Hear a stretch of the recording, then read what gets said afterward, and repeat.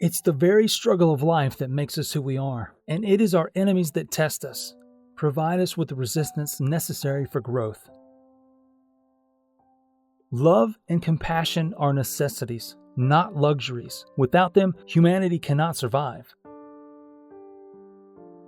If we carefully examine any given situation in a very unbiased and honest way, we will realize that to a large extent we are also responsible for the unfolding of events. A disciplined mind leads to happiness, and an undisciplined mind leads to suffering.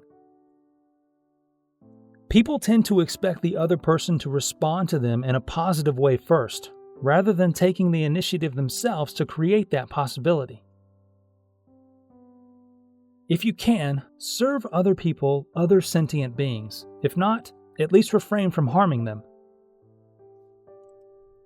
If the situation or problem is such that it can be remedied, then there is no need to worry about it. Although you may not always be able to avoid difficult situations, you can modify the extent to which you can suffer by how you choose to respond to the situation. It is more sensible to spend the energy focusing on the solution, rather than worrying about the problem.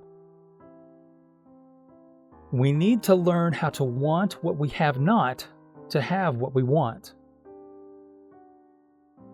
Being honest with oneself and others about what you are and are not capable of doing can counteract that feeling of lack of self-confidence. Happiness is determined more by one's state of mind than by external events. It is unhappy people who tend to be most self-focused and are often socially withdrawn, brooding, and even antagonistic. Happy people, in contrast, are generally found to be more sociable, flexible, and creative, and are able to tolerate life's daily frustrations. The more honest you are, the more open, the less fear you will have, because there's no anxiety about being exposed or revealed to others. The time and effort we spend searching for meaning in suffering will pay great rewards when bad things begin to strike. If one is seeking to build a truly satisfying relationship, the best way of bringing this about is to get to know the deeper nature of the person and relate to her or him on that level.